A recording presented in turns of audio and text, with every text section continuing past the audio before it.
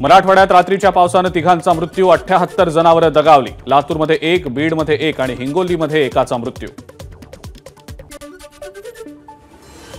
राज्यामध्ये 1 जूनपासून 126% पावसाची नोंद। यंदा 1040 मिलीमीटर पाऊस झाल्याची माहिती। कोकण आणि मध्य महाराष्ट्रात गेल्या 3 महिन्यात चांगला पाऊस।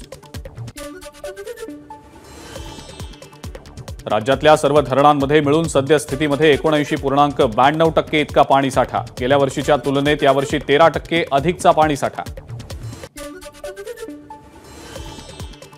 मुंबईकरांची तहान भागवणाऱ्या 7 धरणांच्या पाणलोट क्षेत्रात चांगला पाऊस। या 7 जलाशयांमधील पाणीसाठा 96.93%वर।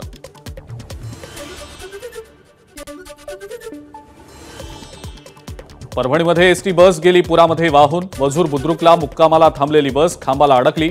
चालक आणि वाहकानं उड्या मारून वाचवला स्वतःचा जीव। मुसळधार पावसामुळे अजिंठा लेणीतील धबधबा प्रवाहित। निसर्ग सौंदर्य पाहण्यासाठी पर्यटकांची होतीये मोठी गर्दी।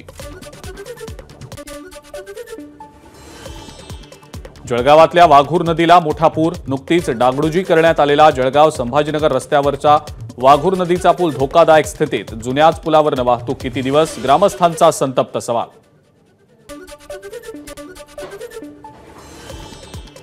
हिंगोलीमध्ये डोंगरगाव पुलामध्ये पुराच्या पाण्यात अडकलेल्या लोकांची एनडीआरएफकडनं सुटका। पुरात अडकलेल्या 2 ते 3 नागरिकांना बोटीच्या सहाय्यानं वाचवलं।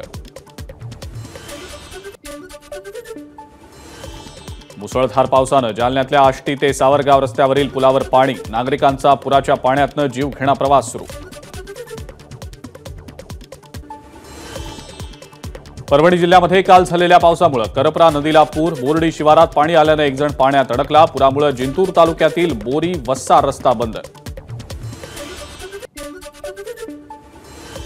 सोलापुरातल्या बार्शीमध्ये निळकंठ नदीला पूर आल्याची स्थिती। पुलावरनं पाणी वाहत असल्यानं बार्शीहून येडशीकडे जाणारी वाहतूक ठप्प।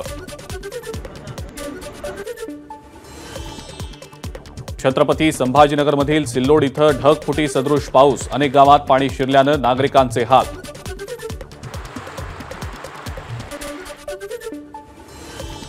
छत्रपती संभाजीनगर जिल्ह्यामध्ये सुरू असलेल्या पावसानं अनेक गावातल्या नद्यांना पूर। पाचोड खुर्द आणि पाचोड या 2 गावांचा संपर्क तुटला।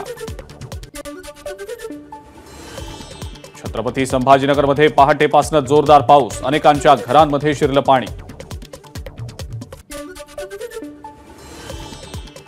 नांदेड शहरालगत वाहणाऱ्या आसना नदीला पूर। पाणी शेतात शिरल्यानं उडीद आणि मूग पिकाचं नुकसान। तसंच शहरातील अनेक सखल भागात साचलं पाणी।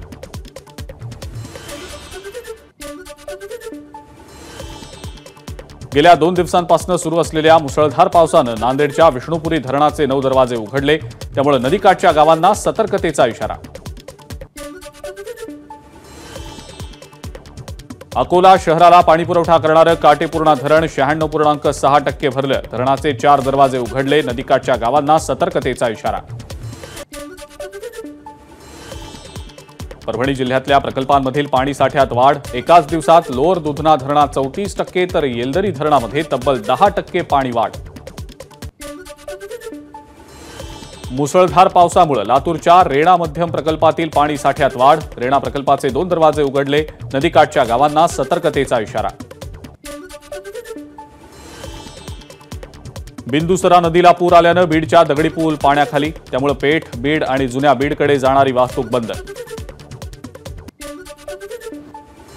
मुसळधार पावसामुळे परभणीमध्ये रस्ते जलमय। परभणी जिंतूर, पाथरी पोखर्णी, पाथरी आष्टीसह मानवत रोड ते ढेंगळी पिंपळगाव रस्त्यावर पाणी।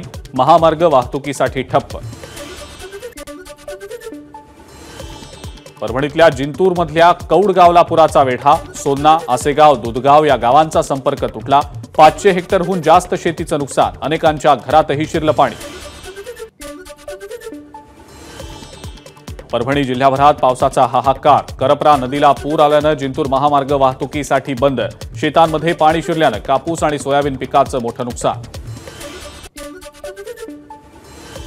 परभणीतल्या सेलू तालुक्यातल्या वाई बोथ गावात मोठ्या प्रमाणावर नुकसान। करपरे नदीच्या पुराचा गावातील शेतीबरोबरच जनावरांनाही फटका। 100हून जास्त शेळ्या आणि बैलजोड्या वाहून गेल्याची माहिती। पुण्यामध्ये राष्ट्रवादीचे माजी नगरसेवक वनराज आंदेकरांवर गोळीबारासह कोयत्यानंही वार. हल्लेखोरांनी 5 गोळ्या झाडल्या. गोळीबारात आंदेकरांचा मृत्यू. माजी नगरसेवक वनराज आंदेकरच्या हत्येप्रकरणी पोलिसांनी तिघांना घेतलं ताब्यात. कौटुंबिक वाद आणि पैशाच्या देवाणघेवाणीवरून हत्या झाल्याचा पोलिसांना संशय. पुण्यातल्या हडपसर भागात मध्यरात्री कोयत्यानं वार करत वासुदेव कुलकर्णी नावाच्या व्यक्तीची निर्घृण हत्या. पोलिसांकडून तपास सुरू. पुण्यामध्ये हिंसाचार होत असताना राज्याचे गृहमंत्री देवेंद्र फडणवीस वेगळ्याच दुनियेत मशगूल. संजय राऊतांची फडणवीसांवर सडकून टीका. भरधाव कारनं 5 जणांना उडवलं. गोंदियातल्या फुलचूर इथल्या घटनेचा थरार सीसीटीव्हीमध्ये चित्रित. तिघांची प्रकृती चिंताजनक. एबीपी माझा, उघडा डोळे बघा नीट.